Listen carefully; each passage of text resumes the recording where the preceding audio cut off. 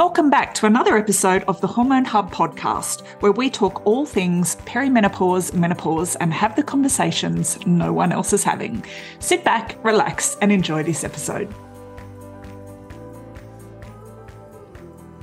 Hello, ladies. It is Kylie Pinwell here, your host of the Hormone Hub podcast. And today we are going to talk about chronic inflammation and how that can impact us, our health, how it can impact our energy, the way we feel about ourselves, and why we kind of need to pay attention, particularly as we hit sort of perimenopause and menopause. So inflammation is one of those words that gets thrown around a lot. And there's a lot of words when it comes to health or a lot of terms that get thrown around and you think, what does that mean exactly? So today I'm going to break it down for you, what it means, and also, probably more importantly, what we can do about it. So our inflammatory response is our body's natural way of healing from injuries, from wounds, from illnesses and things like that. So that acute inflammation, when we have physical injury damaging our cells, or we have virus or a bacteria that's got in, our immune system swings into action. So it releases antibodies and proteins, it increases that blood flow to the area. So this is all part of that normal, healthy inflammatory response, which allows us to heal quickly. So that acute inflammation generally lasts, say, up to 7 days, and it might be, remember things like redness, that heat, it feels hot, it's swollen, it's pussy, it's painful, and we may not be able to move as well. So all of that is part of that healthy immune response. So we want that, and that's a good thing.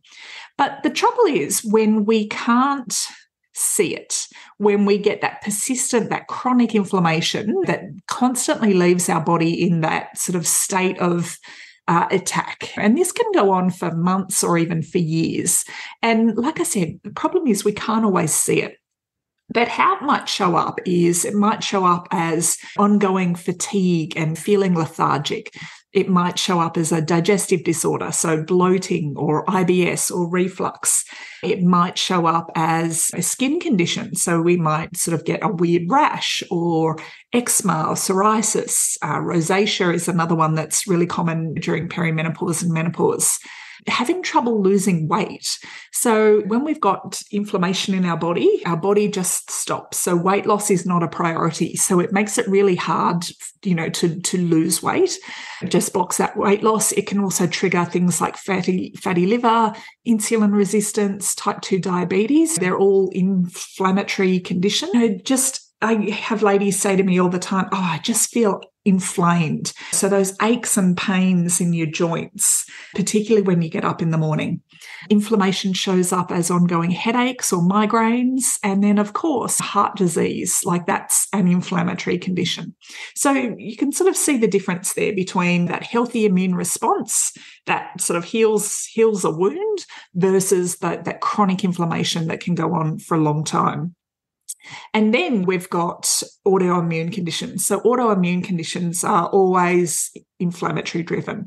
So MS, rheumatoid arthritis, psoriasis, IBD, so Crohn's disease, ulcerative colitis, Hashimoto's and Graves' disease, all inflammatory driven.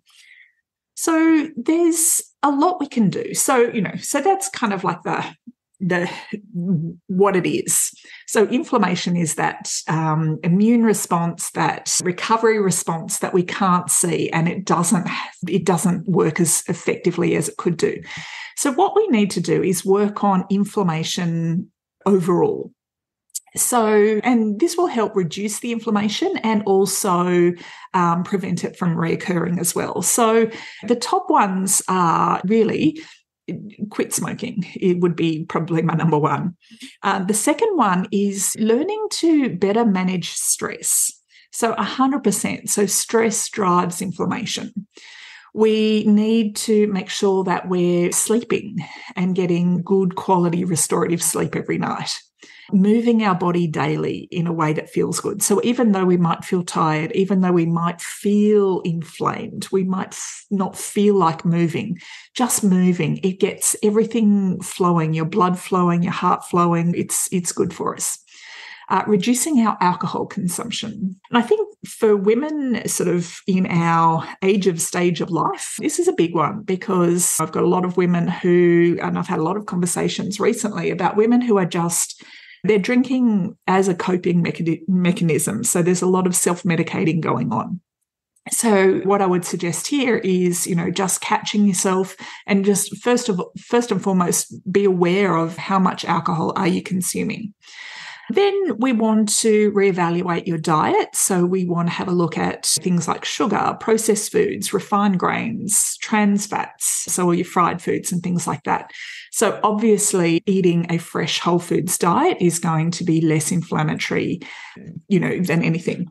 And then including sort of some anti-inflammatory sort of supplements. So, and you need these in a therapeutic dose. It's not, you can't just go to the chemist or the supermarket and get these off the shelf because it's not going to be in a big enough dose to make a difference. So things like curcumin, your omega-3s, antioxidants, vitamin D is a big one for that immune response and that inflammatory response as well.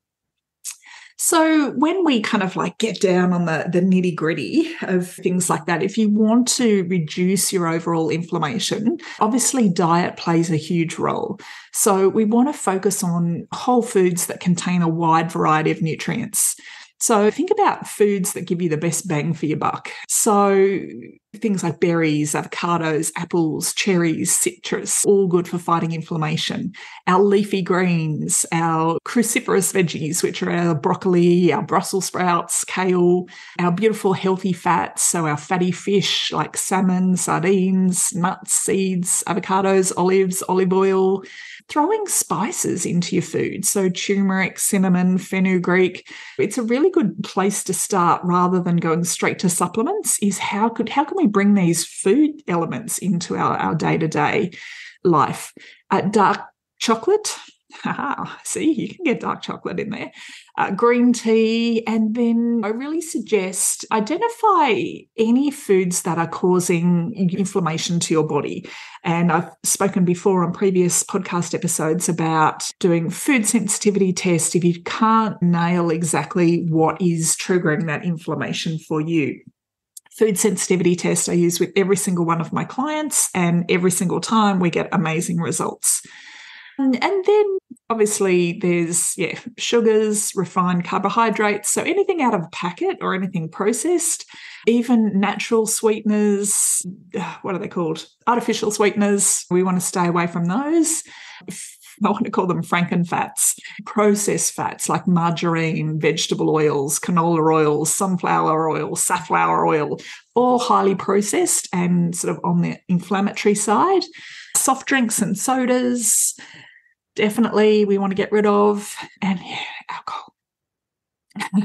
And then there's also inflammatory medications, and they're sort of anti-inflammatory medications in the short term. But when we sort of use these things ongoing, so your non-steroidal anti-inflammatories, so ibuprofen, aspirin, your cortisones, prednisone, or your corticosteroids, things like that, they can actually cause inflammation when they are used ongoing. Another one that can be quite inflammatory to your body is statins. So things that are normally prescribed for high cholesterol.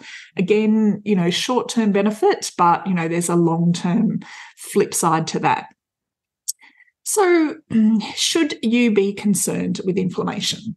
So if you are striving to keep yourself healthy in the long term, you want to know what's the one single thing you should be paying more attention to, I would say it's inflammation.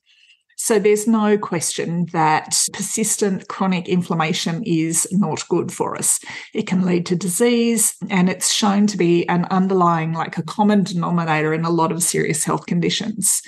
Working with women in this perimenopause, menopause state, the reality is that your diet and lifestyle is either helping to keep inflammation at bay, or your diet and lifestyle is driving your inflammation. Okay, so that's why popping a magic pill is not going to work. We need to be realistic and kind of go, hey, are we helping or are we hindering with the choices that we make on a daily basis? So this is why, include as many anti-inflammatory foods in your diet as possible. So I hope that helped. So if anyone is wondering, how can we do it? How can we lower stress? How can we make dietary changes? How can we make better choices? This is where I am here to help. So ladies, reach out. Okay, I hope you enjoyed this episode and I will see you in the next one. Hello, I see you there, juggling work, family, life, all while navigating perimenopause and menopause. But guess what? Maybe it's time to break up with the hustle and grind. Going on a retreat is more than just about a vacation. It's an investment in your well-being and a step towards a happier, healthier you. So take a moment, consider the benefits of a retreat and give yourself the gift of rejuvenation and self-care. Self-care is all about giving the best of you, not what's left of you. I want you to save $500 now, jump in for the Reignite You Retreat. We're running in Bali in April 2024 and October 2024. And yes, we sure do have payment plans available. See you there.